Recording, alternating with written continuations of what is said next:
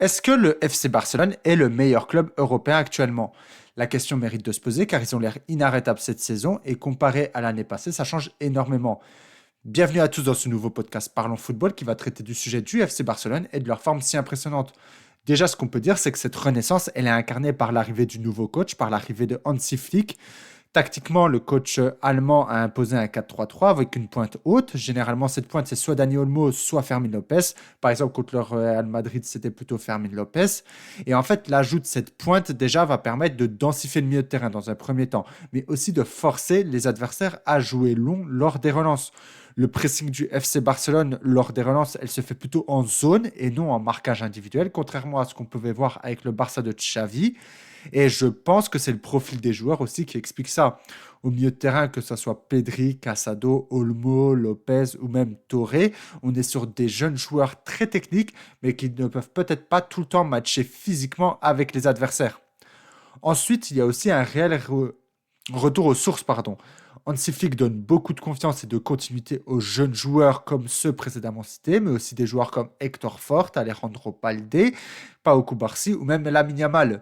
Le FC Barcelone, c'est l'équipe en Europe qui a le plus fait jouer des moins de 21 ans. Il y a une recherche de la possession.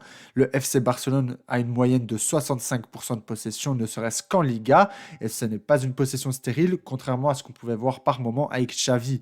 On est sur une moyenne de plus de 3 buts par match avec Hansi Flick, et c'est notamment grâce à Lewandowski qui a repris de vraies couleurs. Il a été durement critiqué à juste titre sous Xavi pour son inefficacité, mais aussi pour sa difficulté pour s'intégrer, mais force est de constater qu'aujourd'hui, il fait taire toutes les critiques. Il surperforme ses XG à presque tous les matchs, et ça, c'est le signe d'un joueur en confiance. Lewandowski joue très juste, notamment dans la surface de réparation adverse, où il touche beaucoup plus de ballons que l'année passée. Et comment mentionner le FC Barcelone sans parler de Lamine Yamal? C'est clairement le joueur du moment. Il est ultra percutant sur son aile. Il joue très juste et toujours dans le bon tempo. Il fait les efforts nécessaires aussi lorsqu'il faut redescendre. Cette saison, il fait clairement partie des meilleurs joueurs mondiaux malgré son très jeune âge. Et la connexion avec Lewandowski se fait d'une manière tellement naturelle. C'est d'ailleurs un sujet à lui tout seul, le Polonais. Il connaît une seconde vie, notamment grâce à l'arrivée du coach allemand, mais aussi de son nouveau rôle. La grosse différence qui se fait entre l'année dernière et cette année, c'est la qualité des possessions du Barça.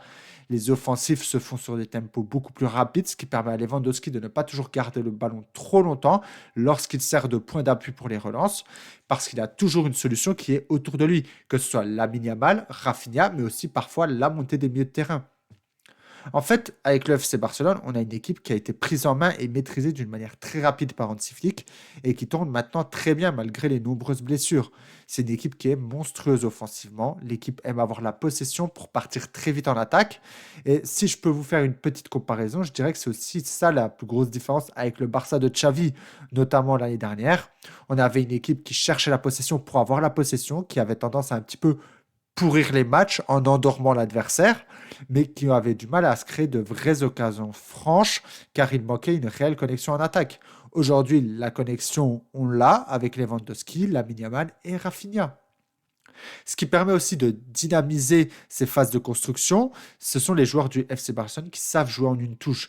Ils jouent en très peu de touches, ils se permettent de le faire car ils ont soit énormément de mouvements ou alors un réel sens du placement pour donner des solutions. C'est à ça qu'on voit une très bonne équipe aussi, c'est qu'il y a peu ou pas de temps mort à cause grâce aux coéquipiers plutôt trop statiques. Ici, tout le monde joue pour tout le monde, qu'ils aient le ballon ou non. Et si je dois faire un petit pronostic pour la suite, je dirais que déjà en Espagne, avec l'intégration très difficile de Kylian Mbappé et les mots MAUX dans le vestiaire du Real Madrid, pardon, ainsi que la difficulté de l'Atlético Madrid à marquer des buts, je ne vois pas vraiment d'équipe en Liga capable de tenir la cadence avec ce FC Barcelone, surtout dans la forme où on les voit actuellement. En Europe, c'est encore autre chose. Actuellement, on a Manchester City, le PSG et Arsenal qui commencent un petit peu à connaître une crise. Les rares équipes qui tournent aussi bien, je dirais qu'il y a Liverpool, l'Inter et sûrement le Bayern.